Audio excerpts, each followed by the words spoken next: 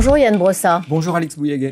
Je le disais à l'instant, le gouvernement est désormais en ordre de marche avec à sa tête Michel Barnier. Vous ne vous dites jamais, tiens, c'est dommage, on aurait pu installer quelqu'un de gauche à Matignon?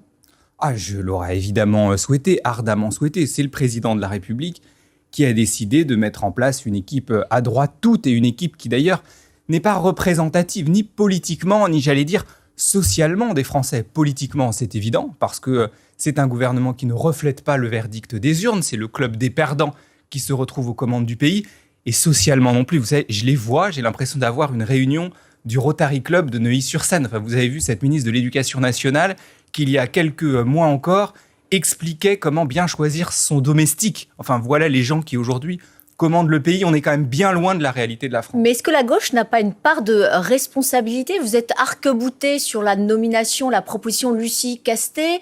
Vous avez dit c'est le programme, rien que le programme. Est-ce que vous n'avez pas fait une erreur? Mais nous n'avons absolument pas dit cela. Pour ce qui nous concerne, nous n'avons pas dit... C'est un petit peu ce qu'on a entendu. Nous n'avons pas dit c'est le programme, rien que le programme. Lucie Castet elle-même, lorsque nous l'avons Jean-Luc proposé... Mélenchon, il disait ça. Très bien, il l'a dit le lendemain de l'élection. Et ensuite, nous avons dit matin, midi et soir que nous étions prêts à discuter. La réalité, c'est que de toute façon, les choses, elles se décident à l'Assemblée nationale. Et que pour gouverner, il aurait fallu évidemment construire des compromis sur un certain nombre de projets de loi. C'est le président de la République qui, lorsqu'il a eu ses interlocuteurs au téléphone, par exemple, leur a dit « Je veux un Premier ministre qui continue ma politique économique et sociale. Je ne veux pas d'un Premier ministre qui remette en cause ma réforme des retraites. » Et donc, c'est le président de la République et lui seul qui a choisi cette coalition de perdants, cette coalition qui avait échoué aux élections législatives. Quand il y a eu la possibilité, l'option Bernard Cazeneuve, on ne peut pas dire que la gauche était derrière lui, on ne peut pas dire que les socialistes étaient derrière lui. Il y avait peut-être un moyen, un trou de souris. Pour mener quelle politique? Est-ce que vous croyez sérieusement que Bernard Cazeneuve lui-même aurait accepté Matignon si c'était pour ne pas revenir sur la réforme des retraites, si c'était pour ne pas augmenter le SMIC et les salaires, si c'était pour ne pas remettre en place du service public? Une fois de plus, la question, ça n'est pas le nom du Premier ministre. La question, c'est la politique qui est menée. Et la seule chose qui nous a guidés, nous, c'est de savoir pour quelle politique on participe à un gouvernement. S'il s'agit de participer à un gouvernement, comme ce pauvre monsieur Migaud, par exemple, qui est issu des rangs du Parti socialiste, qu'il a quitté, je crois, il y a 15 ans, si c'est pour faire de la figuration et mener la même politique, servir de caution à une politique de droite, évidemment que nous n'aurions pas fait cela. Michel Barnier, il souhaite un socle plus important à l'Assemblée nationale, un socle, dit-il, qui reste ouvert.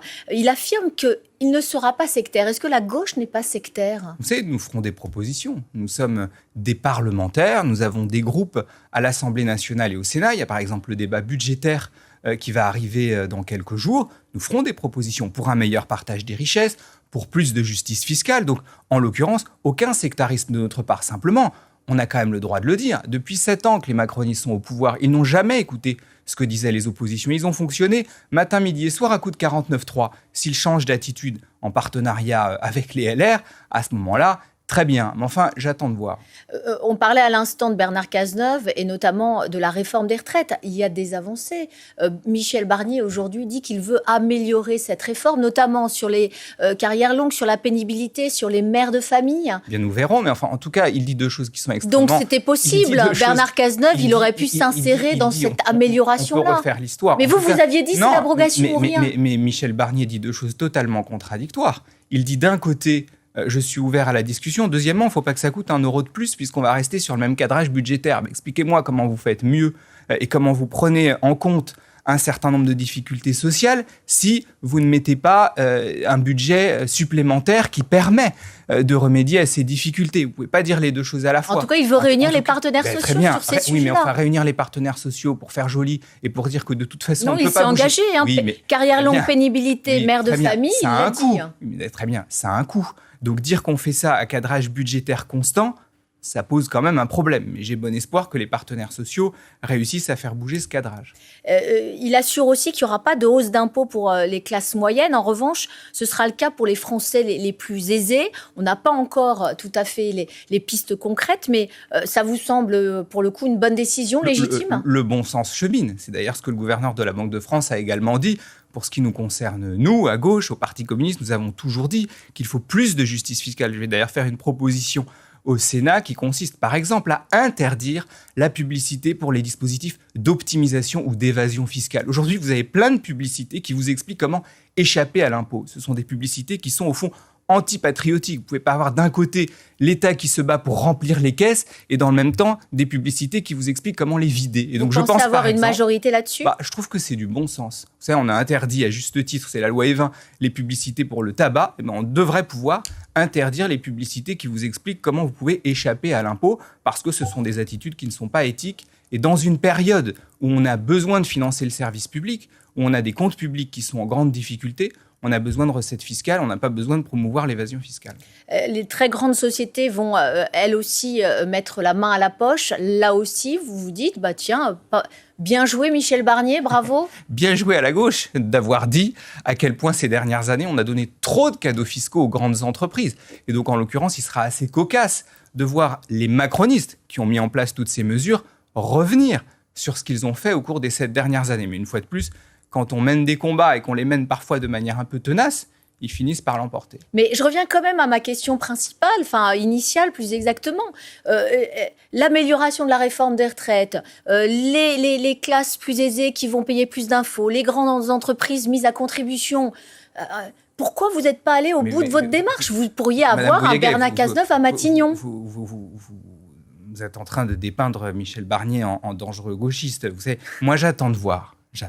Et en l'occurrence, je ne fais pas qu'attendre. Nous ferons avec mes collègues des propositions concrètes. Et donc, vous savez, moi, je ne fais pas de procès d'intention. Mais permettez-moi... C'est-à-dire que des communistes pourraient rentrer un jour au gouvernement. Un gouvernement de gauche, bien sûr, nous l'avons fait d'ailleurs par le passé, passé, gouvernement Barnier, entre 1997 et 2002. Non, mais excusez-moi, pour l'instant...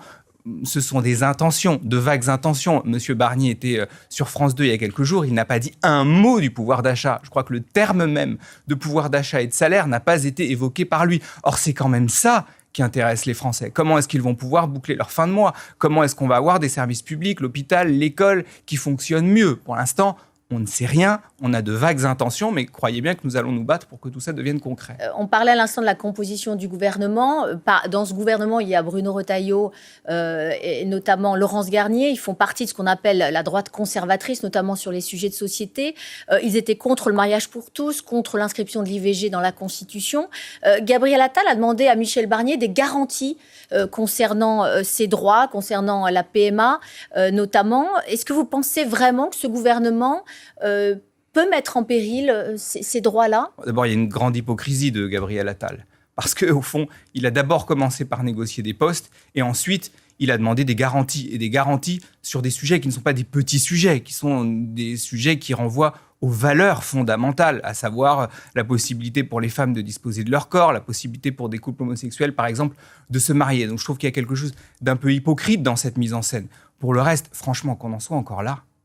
Non, mais vous êtes inquiet vous-même, vous dites, voilà, le gouvernement Barnier, il peut revenir sur ses droits acquis. Bien sûr que je suis inquiet, parce que je ne crois pas une seule seconde que ces gens aient mangé leur chapeau. Je ne crois pas une seule seconde que dans le cadre des débats qu'il y a eu sur ces sujets, Bruno Retailleau et Laurence Garnier, qui ont plein de défauts, mais qui sont des gens qui ont des convictions, et changer leurs convictions profondes sur ces questions-là. Ils n'ont pas la main sur ces questions-là, en l'occurrence. C'est pas dans leur ministère que ça se joue. Encore heureux. Et c'est parce que nous avons protesté, par exemple, que Mme Garnier n'est pas ministre de la Famille. Imaginez une seule seconde si ça avait été le cas. En tout cas, nous serons extrêmement vigilants sur ces questions et nous nous battrons bec et ongle pour que ces grandes avancées sociétales ne soient pas remises en cause. 1er octobre, ce sera le discours de politique générale de Michel Barnier. Quoi qu'il arrive, quoi qu'il dise, ce sera la censure. Sauf à ce qu'il annonce l'abrogation de la réforme des retraites, l'augmentation du SMIC et des salaires, le retour du service public. Il y a de fortes chances, effectivement, que nous votions la censure.